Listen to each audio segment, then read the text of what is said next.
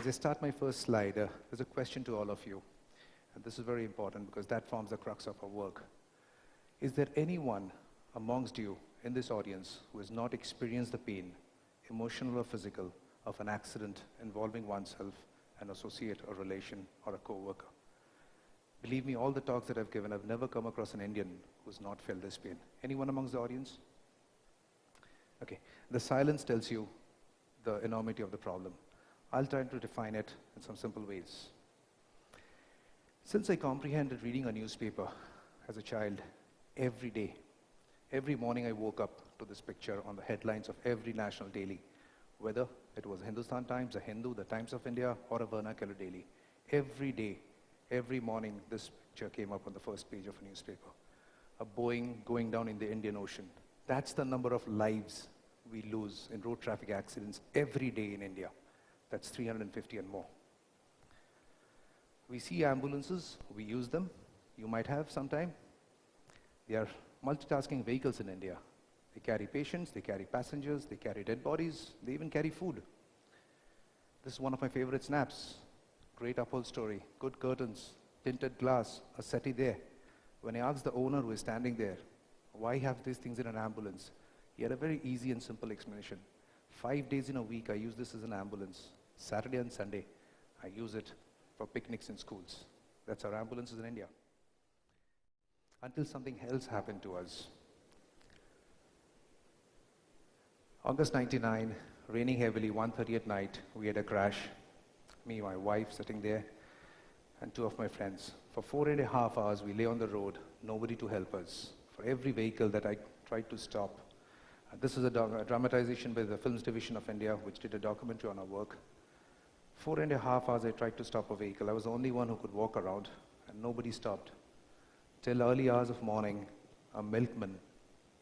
This accident happened 21 kilometers from Baroda on National Highway 8, India's busiest highway connecting Delhi and Bombay.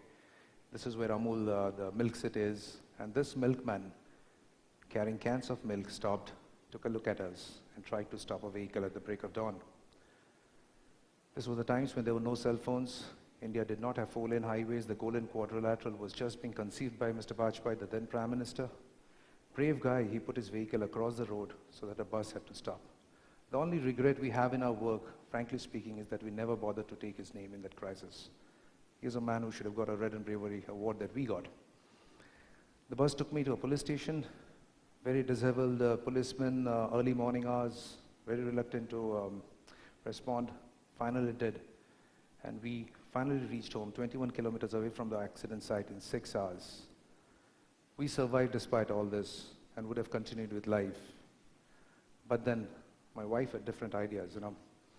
She made a statement when we were in hospital, and she said, we were lucky to be alive. Let us ensure others do not die on highways.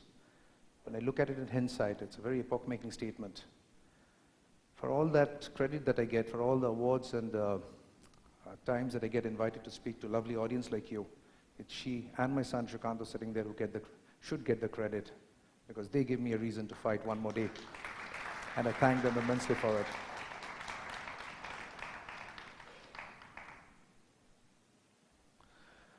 Having got the background of our story, this is what the story is. It's about catalyzing an EMS in India. EMS is Emergency Medical Services, if you look at it that way. It's just not about an ambulance. It's something beyond it. It's an entire system that works from the time you see an incident, which could be an accident, a cardiac arrest, a lady going into labor pain. You call up a dispatch center, a control room, which dispatches an ambulance appropriate to your needs. It could be an advanced life support ambulance for a cardiac case, a trauma ambulance for an accident case.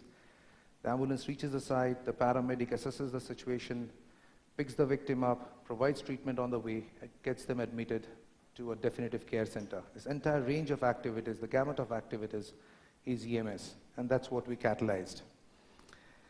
I have a confession to make here. You know, when Sushmita said that we needed to do something about it, the earlier statement that you heard, my response was, let us donate an ambulance to the site where there's been an accident. That was the easy way out. She was very adamant, in fact. And I always tell people, to those who are married, if you don't have an adamant wife, you are unlucky. And if those who are getting married, make sure you get an adamant girl. Really helps in life. Sushmita did that to me.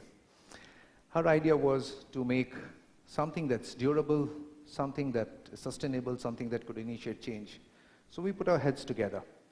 And for the 4 things came up, 4 issues. Where do we get permission? Where do we get the resources? How do we find a victim who's calling up or some passerby calling up where the accident is? Because on the highways you don't have GPS, the trucks won't have GPS, no way to identify where the site is. And how do you convince hospitals to go around taking patients? Our first job was the hardest, getting permission. Since we are children in India, we are all taught accident cases are police cases. So we went to the police authorities. Extremely nice guys, but they said, how can you go and save an accident victim in Ahmedabad, in Pune, in Jaipur, sitting in Baroda?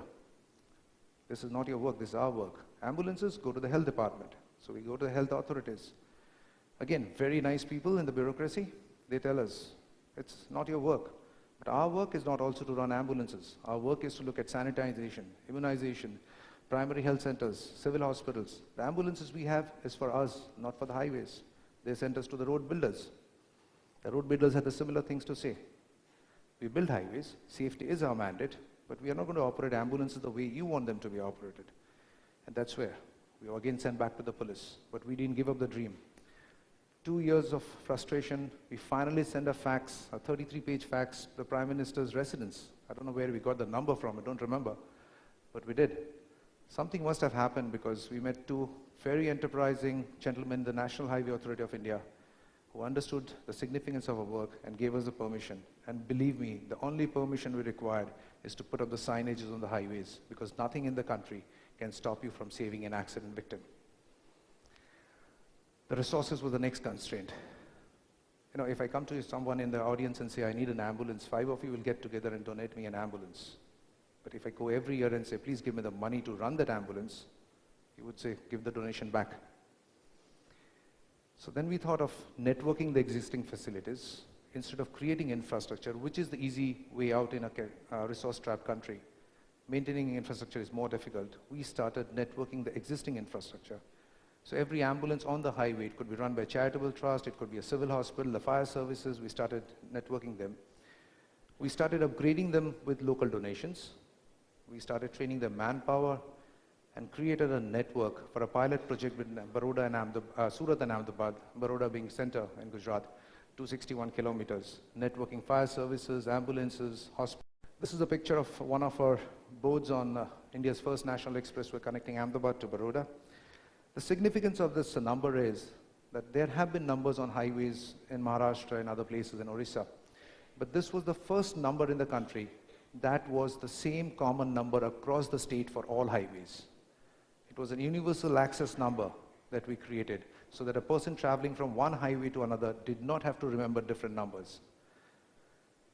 This is a photograph of the first control room in the country run either by government or in a private sector or in the non-profit sector, which was exclusively for highway accidents. 24/7 it responded to accidents, including even if a tanker went ablaze in fire, we could rally fire services, hazardous material experts, everything. It still runs. As we started working, one thing led to another, and we realized that we were fortunate and blessed enough to do some nation-changing work. But there was a huge element of luck. It's like Alexander Fleming, when he found penicillin out, said that he was plain lucky that the mold was there at the right time, at the right place, sitting on his windowsill. There were other players, the other people also trying to work, but we hit upon the idea of networking in a country, as I said, short of resources, and that's where we were lucky. Over time, we also realized that the issue that we were trying to handle was more of a social issue, and social issues take time. Social change takes time. One of the things that we needed to do was empower people, the stakeholders, the road users, the villagers who came to selflessly help an accident victim on highways. And that's where we went around sensitizing them, empowering them, telling them that even if you drop an accident victim to a hospital, nobody's going to hold you back, nobody's going to query you. That's a Delhi police advertisement, and that's pretty authentic. We also went around telling people that a doctor, a registered medical practitioner can under no law in the country refuse an accident victim. That's a huge tool to be empowered about. We started forming village task force on the highways. The highways near the villages near the highways, we picked up 5 able-bodied men and women, trained them in first aid, what to do and what not to do in an accident. We started sensitizing the Ministry of Road Transport towards creating a trauma committee, creating trauma care on the highways. We started talking to state governments because we realized the government is the biggest player in emergency management. And this is where we hit a golden jackpot. The Gujarat government became the first and still date the only state in the country to have an Emergency Services Act of its own, which means rules and regulations frame what an ambulance should have, what it should not have, what a hospital, if it says it's a 24 hours emergency service, should have a radiology, a pathology, a surgeon, a physician, 24/7. And we're trying to impress upon the Maharashtra government and the Rajasthan government next to have it. There's a photograph that has to do with our work. Sushmita and I and our team can always take credit for catalyzing this, but emergency medical services would not have been a national issue, but for the gentleman on the left. History will judge him very differently perhaps for a lot of things, but for all of us in emergency medical services, it was he, President Kalam, and the gentleman beside him who made EMS a national issue. They had the resources, they had the reach, and this is what they did for the country. Today there are many other partners for many other state governments. 17 states in the country have a 108 service. You dial a number, an ambulance reaches, picks you up and takes you to the hospital. I know Jharkhand is still not there, but we are talking to the Jharkhand government, trying to sensitize it so that they can have a 108 service. As I come to the end of this, I go back to the first slide that I had for you. And if all of you understand the significance of this, that you've all gone through the pain, I want to share a story, a family story with you. Years back, a very close family member staying in Calcutta, and you know Calcutta is very busy, passed through a place, seeing a commotion, thinking that it must be one of those hartals, stirs, michils that go on in Calcutta.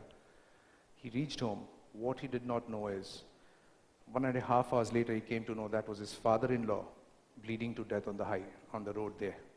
It's my request to all of you that if you understand this pain, please always intervene in an accident. Yet if you do not want to, for whatever reason it is, don't go away without seeing the face of the victim. Believe me, if it's somebody near to you, you'll regret it all your life.